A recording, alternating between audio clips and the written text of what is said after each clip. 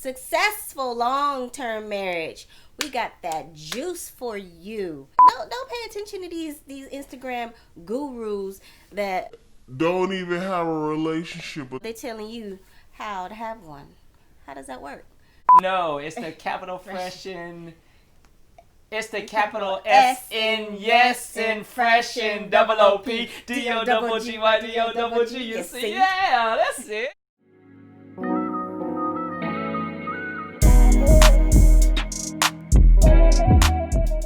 What's up, YouTubers? Welcome back to my channel. I know it's been a couple weeks. Had to take a little time off. You know, got new hair. You know, this weather got me messed up. Going from 60 degrees to 80 degrees, you know, had to grow stuffy. I didn't want to be sniffling. We good. And all in the video, so let's get to it. But this time we are doing something a little different. We are doing a little chit-chat style. I always said I wanted to introduce my family into it, so now I have my hubby, Yannick, here, and we will be just getting a little bit into our marriage, our 15-year marriage. Ooh. In December, and how we did it, how we're doing it, and any tips, because you know on my tagline I say family tips. So this will be a nice little introduction into that. So let's get into the video. Okay, to start, a little while back on my personal Instagram, I had posed any marriage questions, and we did get a few, so we will touch on those. But to start off, we just want to get into what it takes to have a nice, successful relationship in these times, because you know it's a whole different, dating and relationships is a whole different monster these days. So we will get into that and how we make ours work. Xing out all the expectations of marriage, because I feel like the number one downfall of marriages nowadays are expectations not being met, you know. So just to segue into that is, if you want a successful marriage, kill all expectations of what you think marriage is going into it. I do advocate for premarital counseling if you feel like you need a third party to either have your back or give you a different viewpoint. I think it's great for that. We didn't necessarily do any premarital counseling. Just a little backstory on us. We met when we were 18, turning 19, and we have been married. It will be 15 years in December 2020. And we were together for about 3.5 years before we got married. Yes, too. and then so we've been together in total for 18 years. Yes. Yeah. And within that 18 years, we started having children 2 years after we got married. 2 or 4? No, it was 2. It's 2 years. 2 years after we got married, we had our children, and we have a total of 4. And they range from the ages of 13 all the way to 3. Yes. So we have a full house. We are 4 children. Yes, we are 37. I'm revealing my age. I turned 37 in September.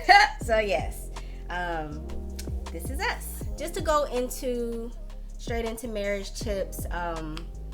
Looking back, I would say squash all expectations of what you think marriage is. Whether you think it's gonna be a lovey-dovey relationship, stop. Just don't go into it, because for me, I really didn't have high expectations for marriage, because I was raised in a single parent family, and one of my goals was to get married to kind of like break that cycle. But I just wanted to take a stab at it, you know, no big deal. I would say that, you know, it's okay to have standards, you know what I mean? But to have, I guess, expectations based in like comparing yourself to others or trying to have some type of stereotypical fantasy or fairy tale type, you know, yes, ideal of marriage, like that's don't go unrealistic. into it thinking it's a fairy tale. Yeah, like you're the princess like, and he's Prince Charming, because that's not what it is. Like that might be on your wedding day. Like that's the closest you'll get to a fairy tale. When they say marriage is work, it's more of like working on yourself, like, because Bam. it is literally working on yourself while living with another person. That is all marriage is. It's like a university of you. Like, you are literally learning who you really are. Everybody has a concept of who they think they are until they're really challenged. Like, marriage is a challenge. Having kids is a challenge. Like having a job or a career. All of these are challenges, but I guess I would say the biggest challenge in our lives as adults is being married and handling kids. That challenge together. And money. Oh well, yeah. I mean, that's going to come with it. That's going to come with it. We'll get into money in a later video, because that you can spend a whole video on that. But like being married with kids together, that right there is going to give you all the challenges you're going to need in life. I mean, if you can deal with that, you can deal with anything. Yes. Anything. Yes. Because kids, they throw a whole wrench in any plan you ever thought you had. You think you got it together.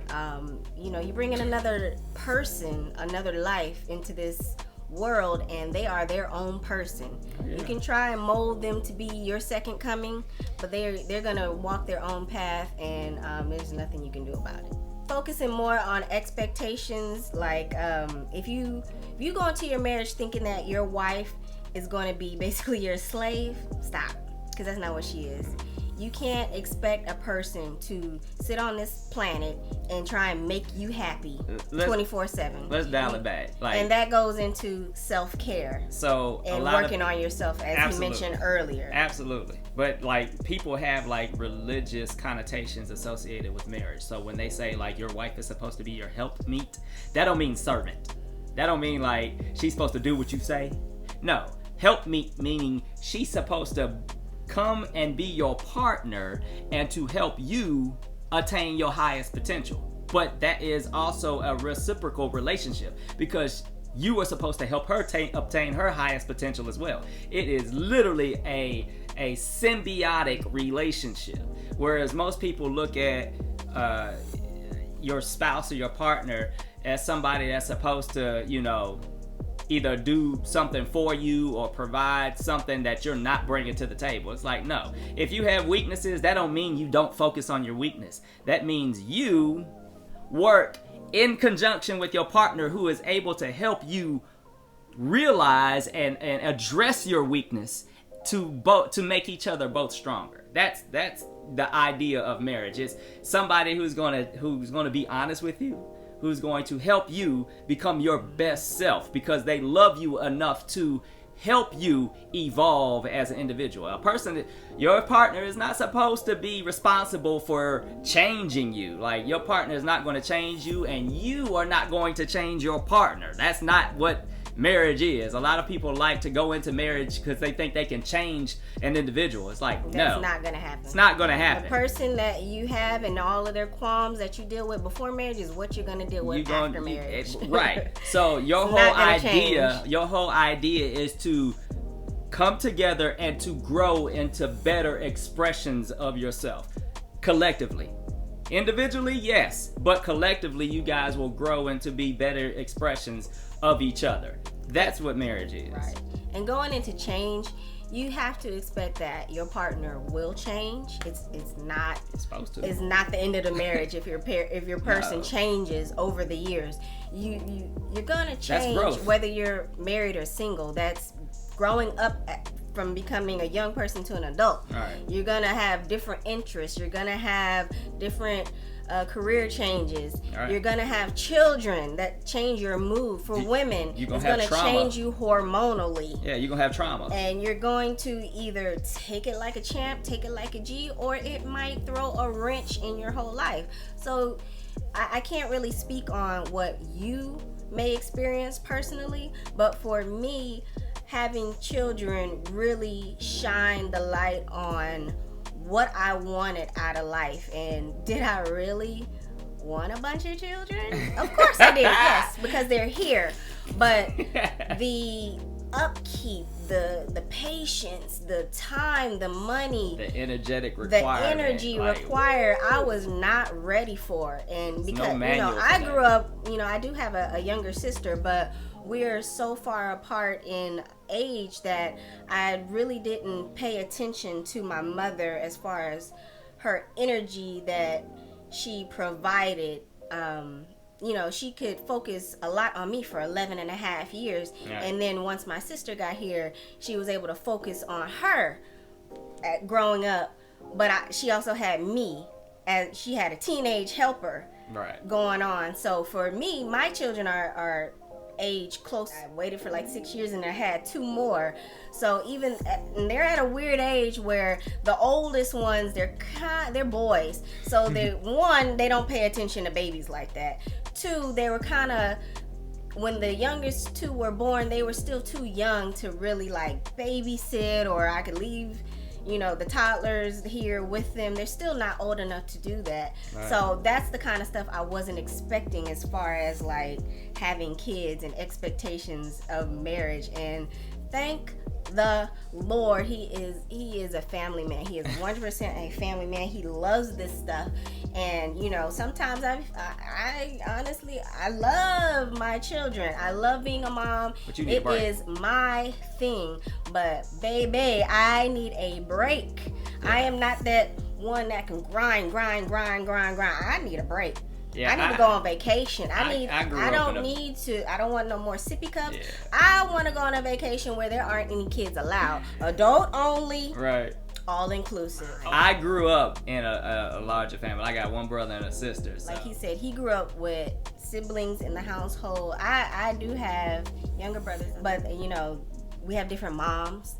So we have the same dad, different moms. So we did not grow up in the same household. So I don't relate on a lot of things as far as living with a bunch of people at once. So, that's another thing you need to think about and talk about when you want to get married, is like your family backgrounds and what you expect. Not even go into what you expect, but just expound on how you grew up, so that will expand on, or that will show light to how you think. Growing up with just me and my mom, there are certain things that I do, or how I grew up, that he just doesn't, he can't get with. Like, me being the only child, I used to wake up, not even touch my bed. To this day, I really don't make up my bed when I wake up. Make your bed. But, then that turned into a fight eventually. Stress because reliever. He expected me as his wife to make up the bed. And I was like, wait. I never made up my bed. If you're the last person in the bed, make the bed. You make the bed up. But see, that was an expectation that we did not talk about. And then it later turned into a fight. It wasn't a fight. But, it's I guess you call it a pet peeve. Like, I love to have Did I care? A clean bed. Did I care? No, because it's hard to tell somebody that's been doing something for dirty ass bed 18 plus years that my bed is never dirty. Well, I'm never dirty. Dirty. If you don't make your bed. But he think that's your personal opinion. It is. And that's something that you wanted. So I'm like, you do it. This is your house too. Do whatever you want. Knock yourself out. But, and eventually that's what he does. He's the one who makes up the bed. Like, sometimes I do. Sometimes when I go get me a new little bedding set, I make up the bed and all of that. And I watch, because it don't happen often. Because he thinks it's a freaking miracle. It's a miracle. And it's the little things. But that will tear people down. Listen, and we have to let it go. I think a small exercise that you can do as a new couple is write down pet peeves. Your pet peeves. All of them. And for the woman, write down your pet peeves. Be detailed. And just hold on to them. Exchange papers just so you can see. You always want to get the most insight about your partner, because it's going to come up. When your man sitting like this and you trying to figure out what's wrong with him, he probably looking at how high your dirty clothes basket is. I'm not talking about you. I'm not talking about you. Yes, you are. I'm not talking about yes, you. It doesn't bother me. What I'm saying all is his little flashbacks are about me. No, it's not. Listen, and I'm feeling a type of way. Like, I got so many take clothes. Care of. Okay, let me do another fashion. example. Take care. Let me do another example. My bad. Okay, that wasn't personal. But find what your pet peeves are. and literally write them down and exchange them. That could be an awesome date to just talk about your pet peeves and why they became pet peeves. That's a fun thing to do. And it gives a little intimacy and that's intimacy. That's another thing that only you two know. Yes. Like, you want to have insiders and stuff that nobody knows about. It just gives you a little bit more bonds bond. You. Yes, it bonds you. Like, I mean, like, I don't know why we don't talk about stuff that kind of like rubs us the wrong way. And I do know, because we are so caught up in keeping the emotional balance of relationships at a equilibrium that is like, not necessarily negative or as positive as possible. I guess that's what people are afraid to say things that might be a little, so when confrontational. When we were 18, what did you expect that a wife was gonna be? I'm looking for a team player. I wasn't looking for somebody to fill a void in my life. Like, I knew how to cook. I knew how to take care of myself. I knew how to, basically, be independent and, navigate society. I wanted somebody who could do the exact same thing and not somebody I had to carry. Right. And for me, being married was a goal of mine because I grew up in a single family home. So I was just like, I just want to take a stab at this because it's something that I've always wanted. I did want my parents to be married, but so I wanted that for myself. And I really didn't have any expectations because I am coming from freaking ground zero. I don't know what it was like to have a man in the house. I don't know what it's like to live with a man. This was my first boyfriend where, we actually lived together. I've always, in college, I had my own apartment, but I didn't have him living there. Yeah, he did actually live with me for 3 months because he transferred to my school. I was just gonna take a break from him just so I can concentrate on school because I was taking an extra super heavy load just to finish as early as possible. I didn't start school directly after high school. I worked for a year and then I went to school. So I actually completed my college career in 3 years, or I was packing on the hour so I can and we could graduate at the same time. And then after we graduated, we actually went back to our parents' house, worked for a while. Then a few months later after that, we got our first apartment together right after we got married. Literally the same week. Right. Next week, we got the apartment, then we got married. Yep. Yeah. I graduated in December. We got the apartment. We moved in. And then we got married. So. Yeah. Yeah. Wasn't traditional. I don't care about any judgment. We did what we had to do. We did what we wanted to do.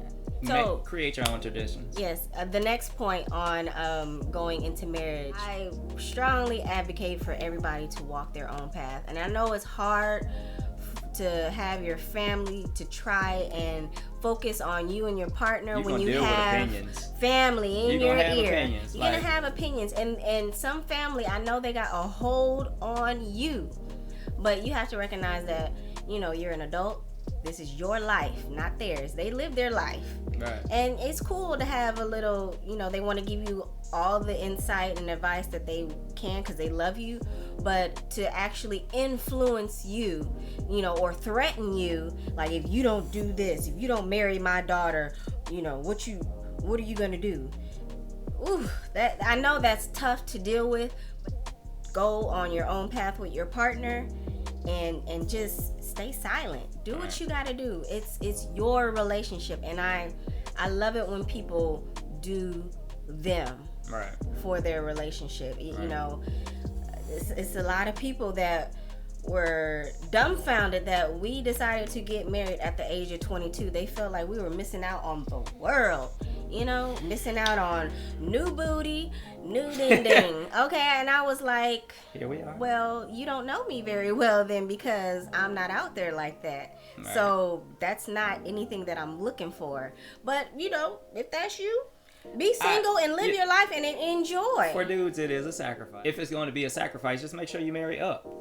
Make sure you don't settle for something that is not going to hold your interest for a long period of time, because Otherwise, you're setting yourself up for failure, because in this day and age, like, the distractions are everywhere.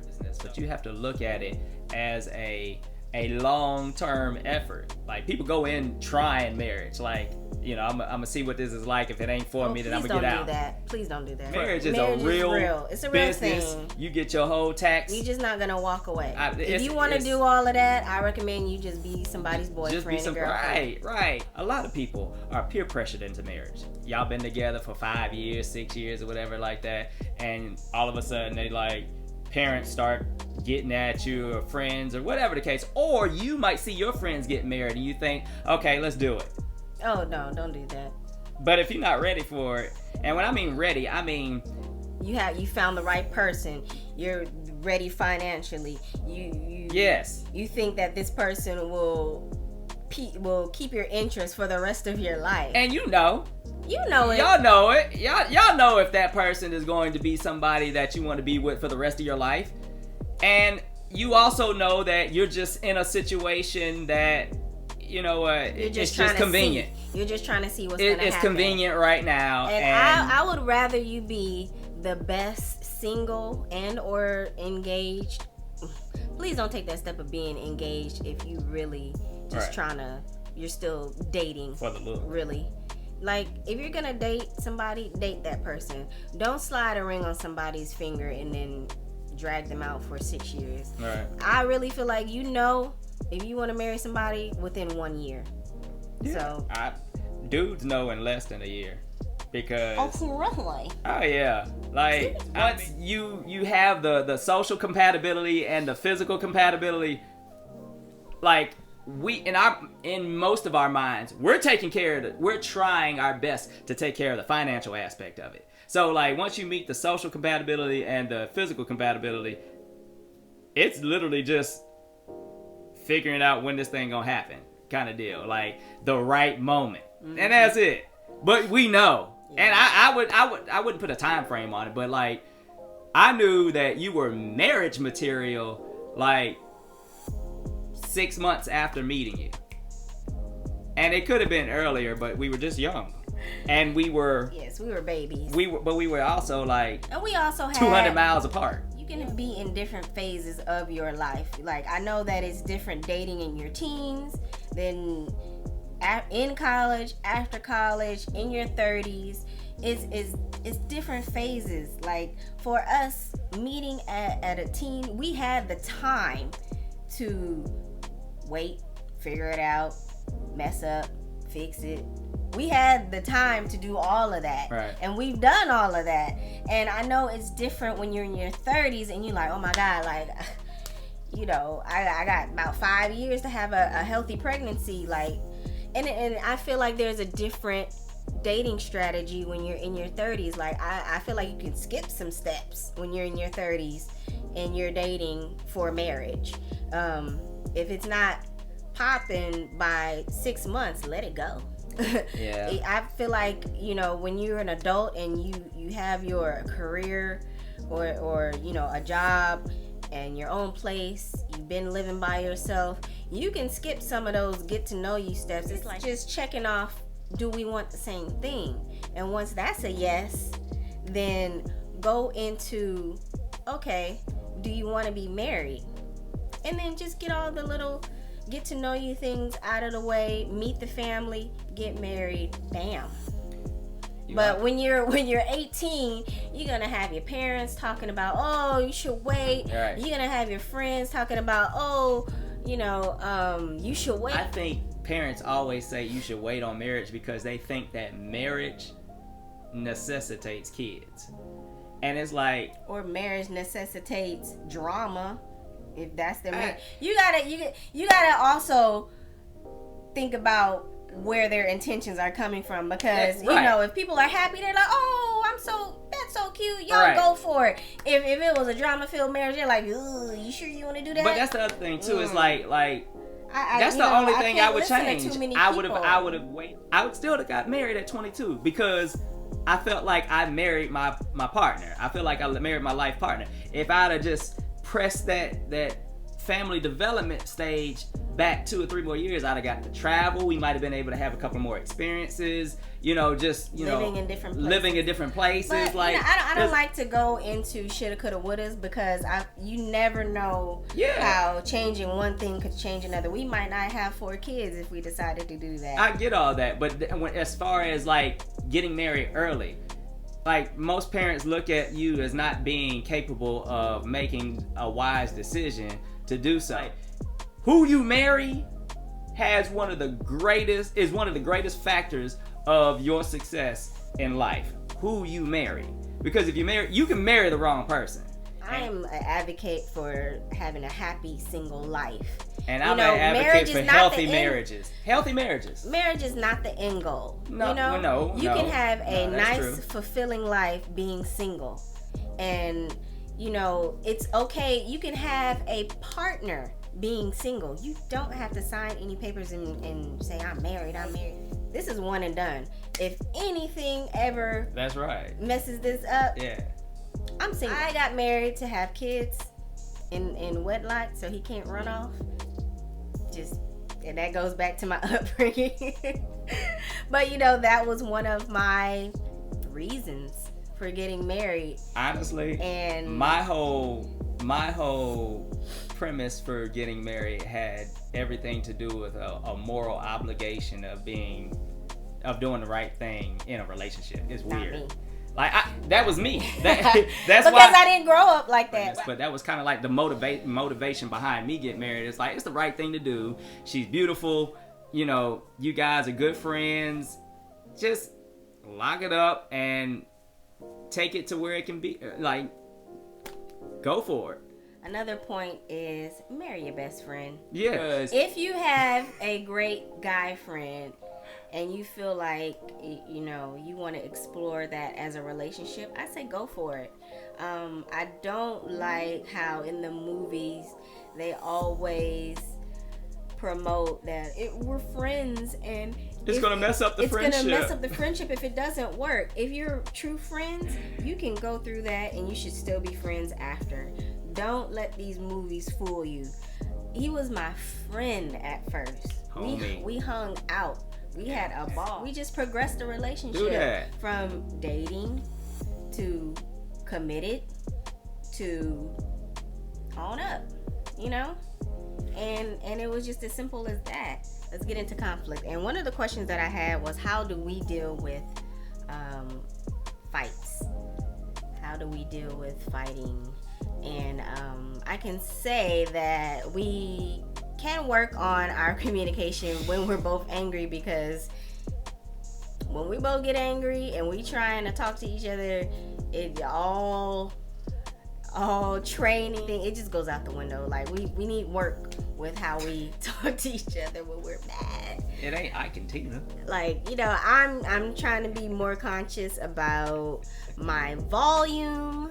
That part. My just stopping, and like if the kids are in the room, just not go there, because they're getting to the age where they see and hear what you doing, and they will start to mimic that. Yes, they will do that to each other by mimicking what they hear and see, and that is, I'm not trying to break that habit, because breaking habits in children is very hard. So if we start to get a little elevated, I'm either gonna stop it right there, or we're gonna go into a different room and close the door. And if it does get elevated in volume, then I'm like, okay, no, we need to stop, cool down a little bit. And if we can't speak to each other in a speaking tone, then I'm not dealing with it right now, because we're both too hot about it. And that's how we deal with our conflict. We're still working on it, so I can't tell you that I mastered that right now. And I don't. Some people feel like if you argue a lot, then we don't need to be together, and that's the end of the relationship. No. You are going to fight within a marriage. That's just what it is. It's healthy to have discourse and to deal with conflict in a very manageable way. That's just human nature. Mm-hmm. And that goes back to like when you're in the dating phase and you want to exchange our qualms and annoyances. Kind of you want to go into what annoys you, what makes you mad, what is stuff that you can't tolerate, and exchange those papers on that, so you know what your partner likes and dislikes. And it's not to say that, oh, I put it on paper, I showed it to you, so you should know, because you're going to have times in your life where you're gonna annoy that person in that way, and it may cause a conflict, and that's okay. Right. You just remind the person, look, I don't like that because, right, so please don't do that. Yeah. Because if you do that, I'm going to knuckle up about it. And nothing, no moment in the relationship is going to last forever. So like if you're going through tough times, you gotta trust the fact that it's just a season or just a moment, and a little time will kind of like allow you guys to just get like a better head on what's really the root of the issue that you guys are having a conflict about. I guarantee if you get over your issue, you will come out stronger on the other end. And it's you feel like, okay, we did that, we got over that, I'm cool about it, it doesn't bother me anymore. I feel like when you don't get over your issue, it's one of those little things that will always in the back of your mind. Will come back. Right. In a new fight, it'll just reappear, rear its ugly head. Mm-hmm. So I really think that you should be able to say what you need to say without feeling like, oh, she said this to me, so that means she doesn't love me. Speak freely and Speak freely. I like that. Not necessarily friendly, because sometimes I just gotta say what I got to say. Well, that part too. Yeah. And you will say it how you don't say it. Sometimes it might not be the nicest or what the other person wants to hear, but when you get things off your chest, you kind of like set yourself free from it.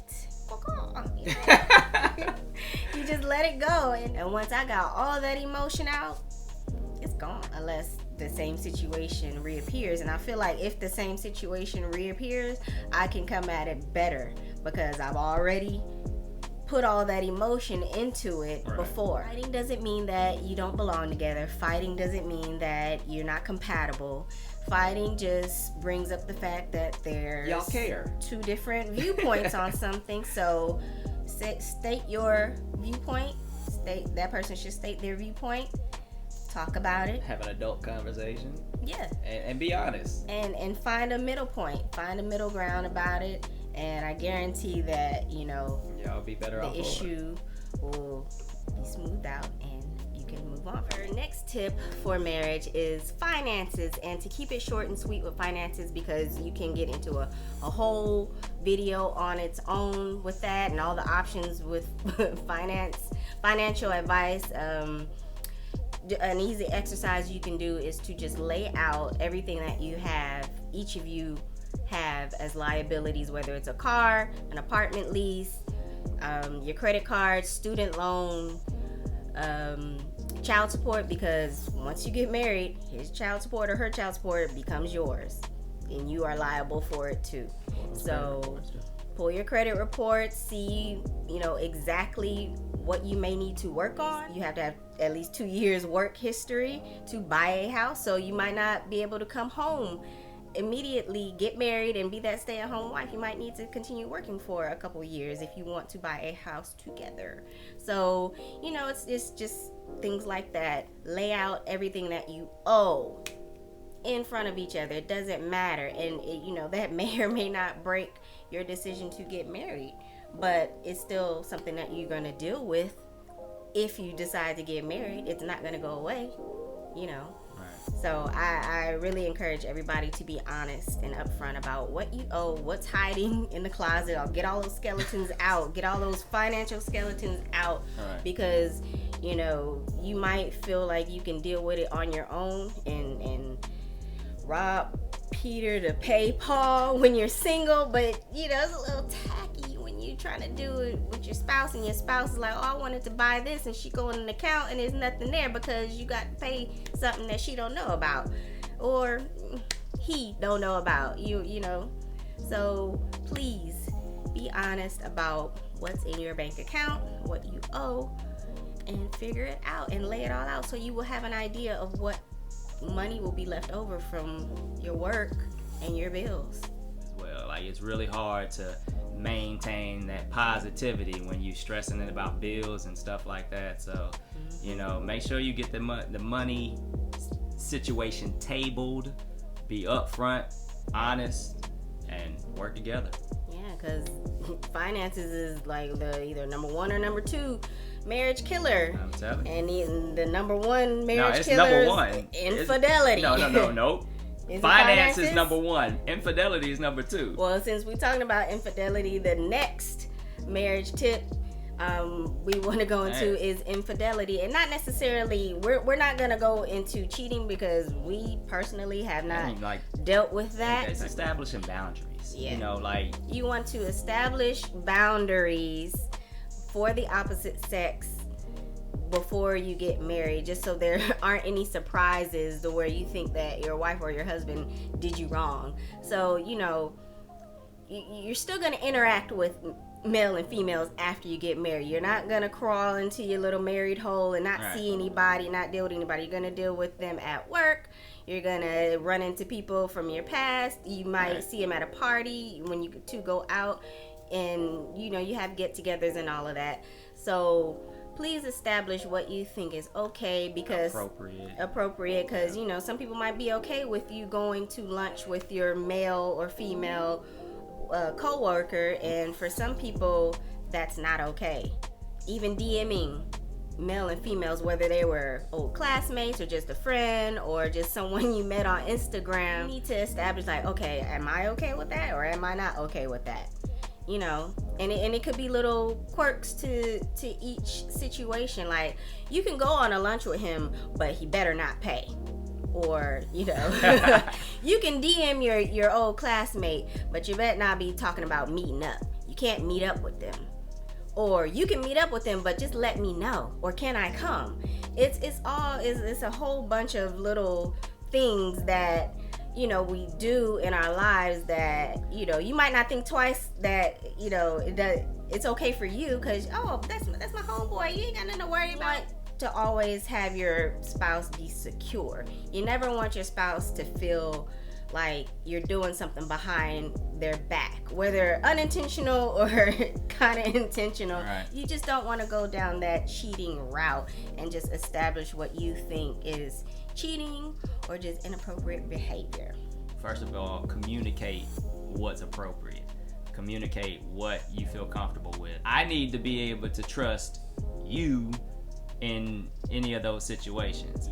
Maybe your spouse is cool with you hanging out with, you know, an ex or a friend or what have you, but it has to be a situation where you've established that type of trust. Right. You know what I mean? And it actually helps if, you know, that other individual doesn't remain a stranger to your spouse. It should never be a situation where, oh no, you can't talk to my partner or whatever. Like that. And I hope you guys don't do that where you think you gotta cut off all communication. You have to be grown. Yeah, we are be adults. Able to interact with a male or a female and we're out human. there. Like, you know, you should be able to speak to anybody. Like, and be mature, be upfront and honest. You know. Yeah, because you never know, your spouse, you might be a little hesitant to say, oh, my homegirl's coming in town, I really want to hang out with her, but I don't know if my wife's going to let me do that. Conversation. Approach her. She might just be like, okay, well, go ahead, have fun. And there goes problem solved. Instead of you sneaking off and doing it, trying to meet up, getting caught, and then it's a problem. Right. So, yeah. It's all about being honest. Mm-hmm. That's the thing. Be honest. And that's whether it's, you know, going to be a positive reaction or a negative reaction. Just at least you upfront about it. I have to say, from a male's perspective, ladies, do not try and pass a situation off like you don't care. Meanwhile, it's burning in the back of your head. So you said, oh, it's cool for you to go and do X, Y, and Z.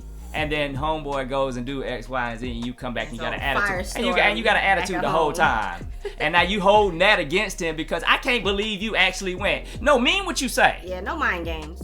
It's what you're thinking and what you're expecting our reactions are going, or our actions are going to be. And when you're approached with that kind of crossroad, like, I don't know what he's thinking, that's when you open your mouth. It's time to have a conversation. And say something. Stop. I mean, it's your life partner. So, like, if it works out, great. But if it doesn't, this is where your life is about to go. All right, we are going to close out this chit-chat for marriage tips and advice. I hope you enjoyed. We will do more because I know this was our first video, so it may be all over the place. I will try and clean it up as much as I can to be a little more cohesive. But please comment below if you have enough courage to ask a question, if you want advice on something, or if you feel like there's something we didn't mention that you're curious about, please comment below and we will gladly respond to you. And I hope you enjoyed our first marriage chit chat. There will be more videos coming soon, and I'm introducing my husband Yannick for the first time. The kids will soon follow. Like and subscribe to this channel. All love is appreciated, and I hope you enjoyed, and goodbye.